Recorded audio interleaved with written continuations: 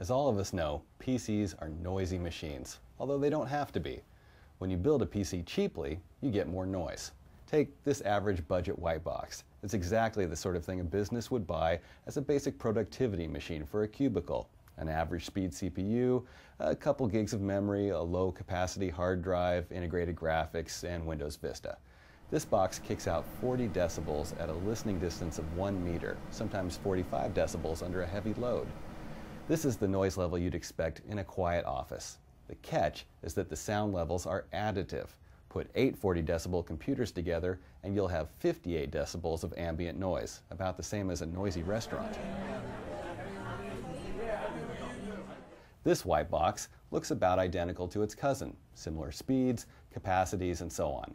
This machine, however, puts out only 25 decibels. That's a whisper to you and me. The difference is that this box adheres to AMD's Cool and Quiet PC definition, a set of guidelines that AMD recently made to help promote quieter, more power-efficient systems for only a few dollars more. But let's back up a step and break this problem down. A Cool and Quiet PC starts with one of AMD's latest Athlon X2 dual-core CPUs, specifically the BE2300, 2350, or 2400 chips ranging from 1.9 to 2.3 gigahertz. This marks a 44% drop in thermal design power from comparable Athlon 64 X2 chips. The graphics processor gets a bad rap for being a noise monster, but this reputation usually comes from top-end gamer cards, which average around 43 decibels at idle, up to 53 decibels under load. And it's true, people who buy these cards for gaming rarely care about noise. But for people who want good graphics performance without the fan noise, there are two options. First, you can go with an add-in card like the ATI Radeon HD 2400 Pro.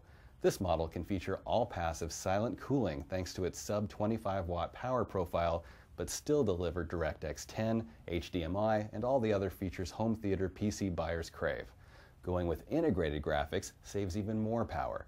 The AMD 690 Northbridge consumes a modest 8 watts, but the 690G, even with its integrated graphics running at full bore, chews through less than 14 watts. This is why the 690G can get by with only a passive heatsink rather than a noisy cooling fan. Even though these cool and quiet components are great on performance per watt, they still generate heat. So now your job is to get the heat out of the PC. We're not talking about water cooling here or fancy heat piping or multi-$100 heatsink cases. A cool and quiet platform does not mean going crazy on costs. It means you need to be smarter about the fans and heat sinks you already have. On the CPU, realistically, a standard aluminum heatsink fan is fine for these 45-watt chips. You can be a little more efficient with an all-copper CPU heatsink, but the real goal is to pick a heatsink fan that operates at under 30 decibels in full power mode. Your case should have an air outlet right in front of that fan. Now, pay attention, because air rushing past a grill or other obstruction creates turbulence, and turbulence means noise. So, when you have a choice between a small fan and a bigger one, the bigger fan can move the same air at lower RPMs. This means less turbulence at the exhaust grill and less noise at the fan blades. Blade size is equally important when we talk about case fans. 80mm fans are standard, but many cases can fit 120mm replacements. These larger fans cost a few bucks more, but use them. And in general, you want dual ball bearing case fans with 4-wire leads rather than the old 3-wire style, because 4-wire fans can be dynamically controlled by the BIOS based on feedback from various temperature probes. There's one more piece to the noise puzzle: vibration. Obviously, vibration comes from moving parts. Assuming you have good fans mounted properly, that leaves the hard and optical drives. Conventional SATA hard drives should use fluid bearings for smoother operation. And keep in mind that fewer platters means less physical surface rushing past air, or less turbulence. Also pay attention to the drive bays and mountings. It's best to place rubber grommets between the drive and its cage to dampen vibration, and always make sure the cage itself is firmly screwed or locked down. You have similar issues with optical drives. Faster spin rates mean more noise. Some optical drives feature a quiet mode you can button press in and out of. Otherwise, you'll need special software such as Nero Drive Speed or Plexdoor's Plex Tools, both of which are free. Naturally, there are plenty of other tricks, big and small, for pursuing a near-silent PC. Dumb as it may sound, make sure that the cool and quiet mode options are enabled in your motherboard BIOS. It makes a big difference.